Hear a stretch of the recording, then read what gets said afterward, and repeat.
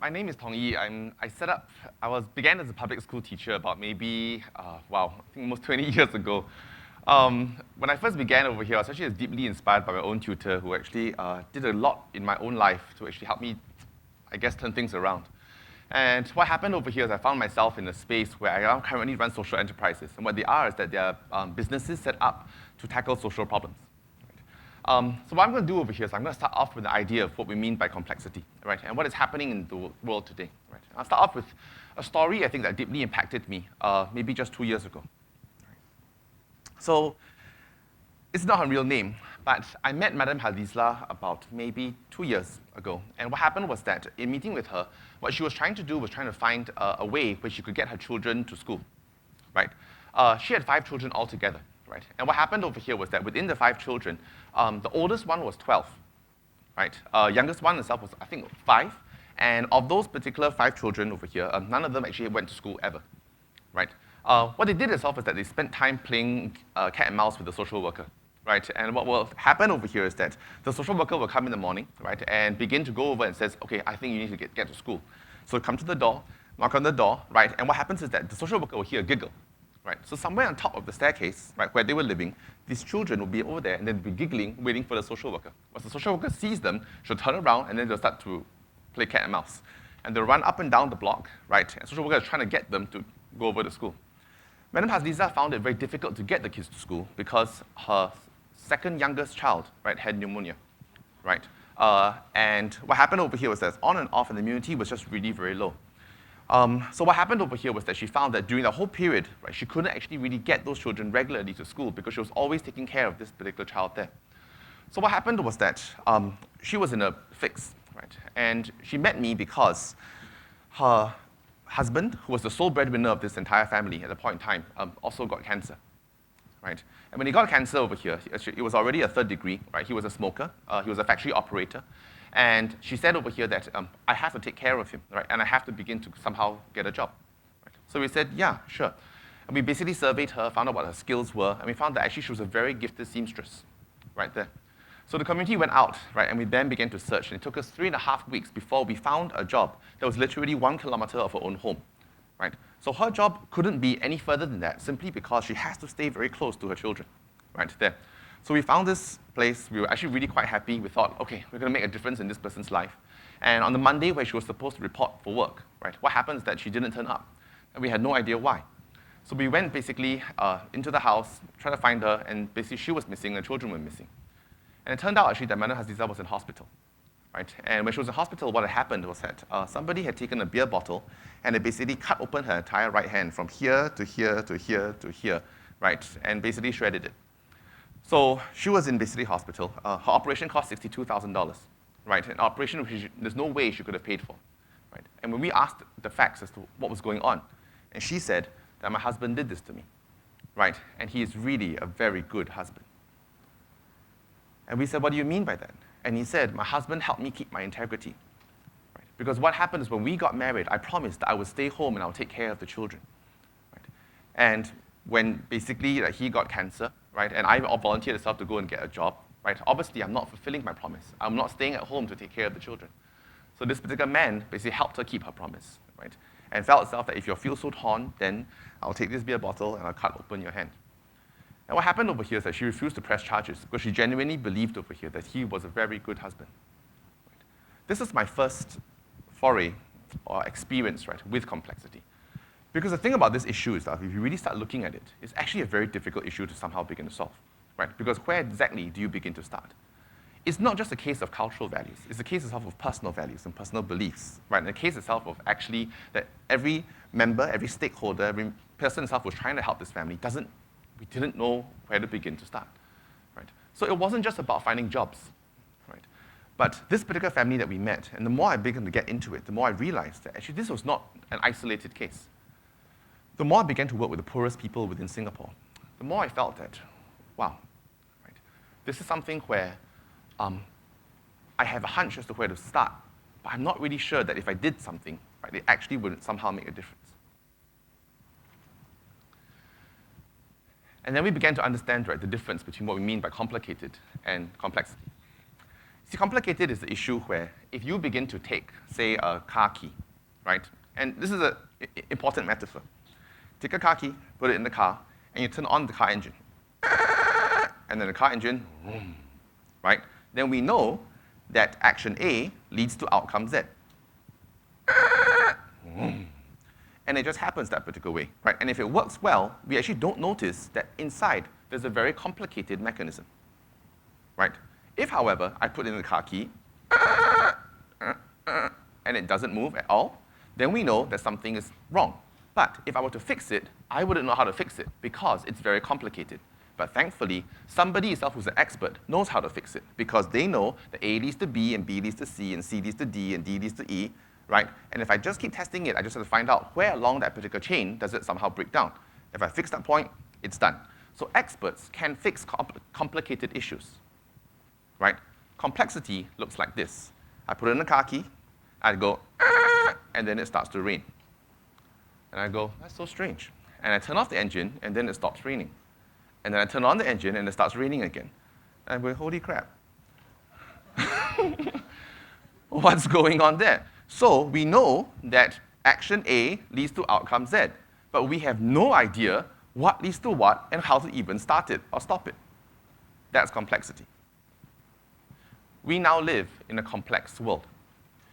And what we know itself is that we are seeing outcomes in the world, or different things are beginning to happen, but we actually don't know how to begin to start.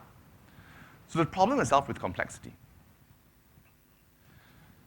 is that if you begin to look at this, and this is maybe more real for Singapore than many other nations, that the complicated nature of how we begin to move, right, to this particular city-state that you're now currently seeing, right, is one where I think people had a sense of it. We had nothing really to lose. We just went ahead and we built, right, a pretty complicated system.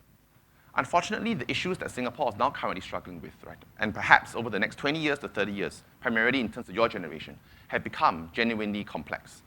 And it looks as if, right, from what we're seeing, that the government alone can't solve them.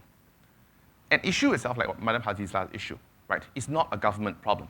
It's not one where policy can come in and somehow begin to turn her life around. And it looks as if, right, without personal people coming in, or community coming in, or other families coming in to support, right, we can't really begin to help, right, cases like this. And in doing so over here, you will find, right, that honestly speaking, if you look at this case, and I remember this for myself, my first instinct was to, whoa,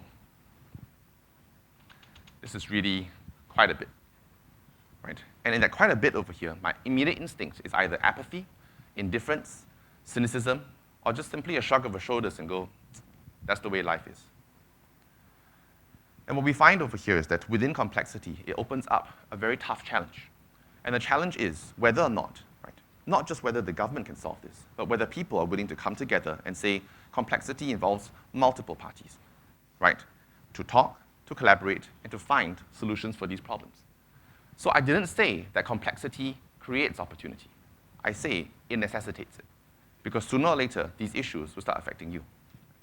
Show you why.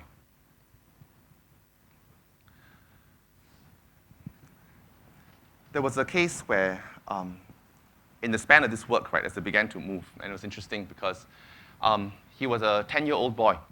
And what happened was that he walked into a kitchen, right, one day, 10 years old, and he saw his father peeping at his sister while she was showering. So what happened over here is that as he began to see that, right, he knew at 10 years old that this is inherently something wrong, right? But this particular boy never ever confronted his father. And for the next 4 years of his life, right, he saw this happening again and again. And the father, right, was always unapologetic about it. When the boy walked in, the father just went. And the boy began to grow, right, with two very strong emotions, guilt and shame. Guilt because he never told his sister. Shame because he never stood up for his sister, right?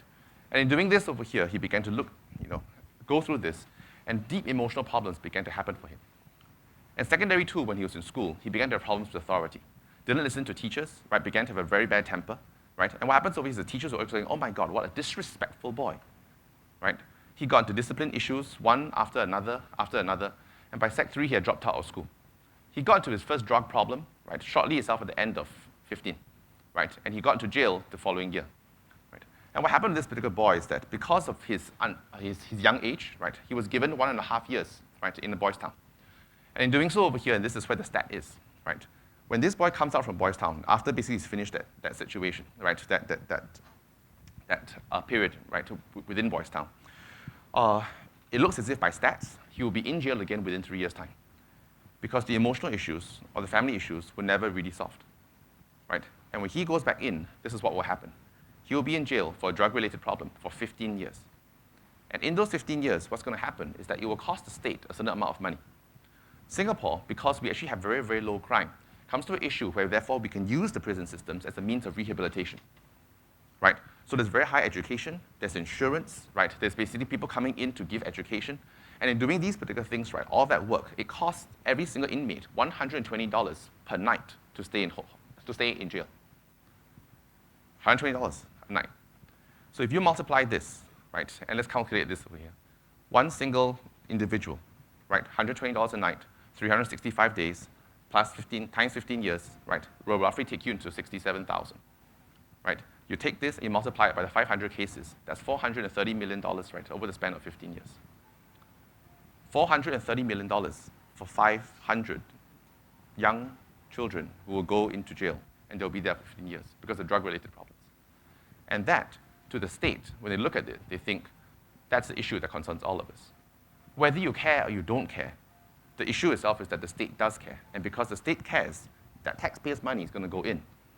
But when we come to a space over here where there are competing needs everywhere, right? And we have to give money to transport and to healthcare and to education, to military, and to give all these particular things, and the competing needs, then the question is, then who basically, right, is going to get cut first? And what the prison service right now is saying is that in time of scarcity, in a time of a hard choice, right, they will choose to prioritize one over another. And that cannot be the case. So when they look at this, right, they're now saying, then how do we come to a place where we can find people coming together and find a solution for this? So UK is one of the first countries that set up this particular thing called social impact bond. And what they primarily are saying is this. If prison services for me in one particular demographic costs $430 million, right, over this 15 years, then can someone come over and solve this problem for me or turn these 500 lives around for $200 million? If you can do this for $200 million, it means, right, that I, as a state, get to save $230 million, you get to gain $200 million, and 500 lives get to turn around. And they've opened up this thing called social impact bonds.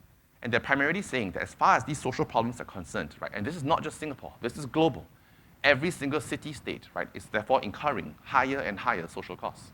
And they're saying there must be an opportunity where somehow we can work together and find solutions for this. So I'm currently in this field of work.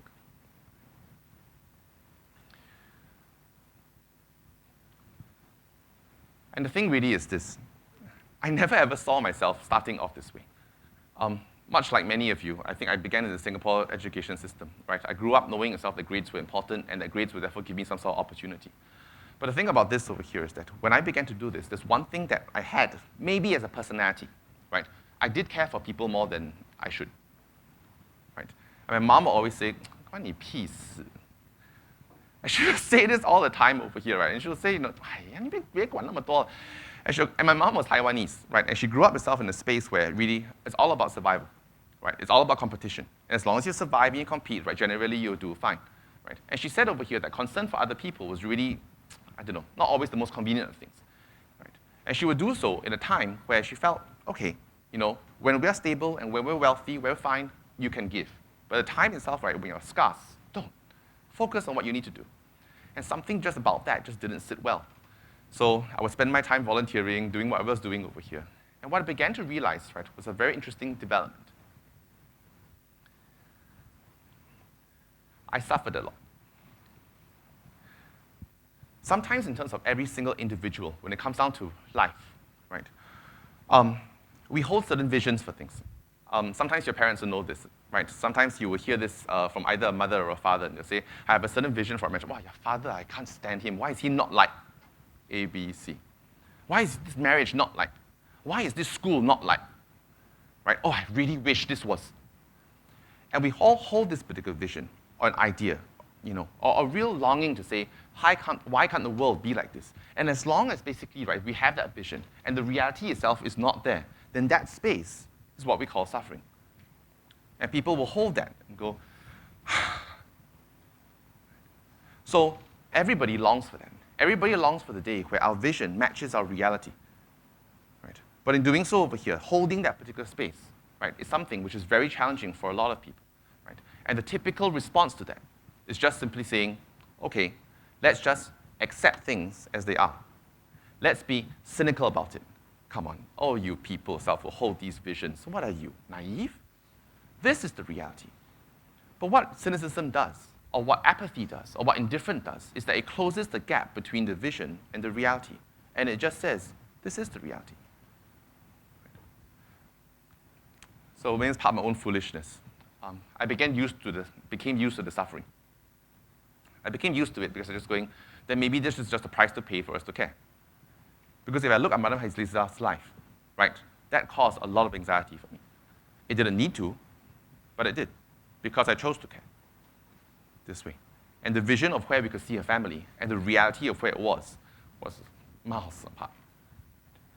And doing that over here, what we began to realize was two things. Suffering brings two things. It brings character, because the individual person is wrangling all the time. And they're saying, how do we live in this tension? And how do we basically build up the resilience, right, to actually take us through to that particular vision? If we do begin to see any one given leader in the world, right, a lot of the leaders do this. They hold this space, right? And maybe in their private time, they're going, oh my God, what am I doing this for? Right? But you find over here, as they do that, character grows. And the second thing that grows, right, which I find fascinating, is that solutions actually begin to grow. Innovation genuinely begins to grow. When we look at basically, right, the entire social innovation field, what they're made up of is really crazy idealists. They're people who believe that the world can genuinely become a better place, right? And the people who chose at an age around early 20s not to give up on those particular visions. They held it tight. And because they held it tight, when they began to go through the world, right, they were holding this particular vision, and they began to notice things that they normally wouldn't have noticed if they had let that go, right? And they began to say, hey, can't that begin to solve this? And then they noticed that, and they said that, actually, that wouldn't have come if I had let that go, because I wouldn't have even seen that opportunity. And what we began to realize over here is that that particular suffering, that distance between vision and reality, if we hold it, right, it will create these two things. Immense depth of character, right, and immense possibility for innovation. So the thing about all this entire thing, and if I was actually spending quite a bit of time, because when Khalida first asked me, right, to come and give a talk, right, honestly, today is one of those like stressful days, right? And the question was, do I care enough for a whole bunch of Hwa Chong students who are complete strangers, right? And my choice was, yeah, I think so. And I don't know whether or not, right, a 20-minute talk can really begin to make some sort of difference, right? But I choose to care, and I choose to say, okay, let's give this a shot. So if I were to give basically, right, landing point, then I would say that complexity genuinely concerns you, whether you like it or not, right? And I think a lot of leadership institutes have already used this term, and they call it a VUCA world. Volatile, uncertain, complex, and ambiguous, right? And this particular world, right, is moving to that territory. It is a VUCA world. And unfortunately, this is actually your playground. So in doing so over here, I don't have any solutions for VUCA world, because it genuinely is very complex. But what I can do is that if you have a vision for the world, and if you have a vision to say that I can begin to make the world better, then my only advice for you is hold that vision. Don't give up on it so soon, right? Because it will bring about immense character for you, and possibly a solution. Thank you.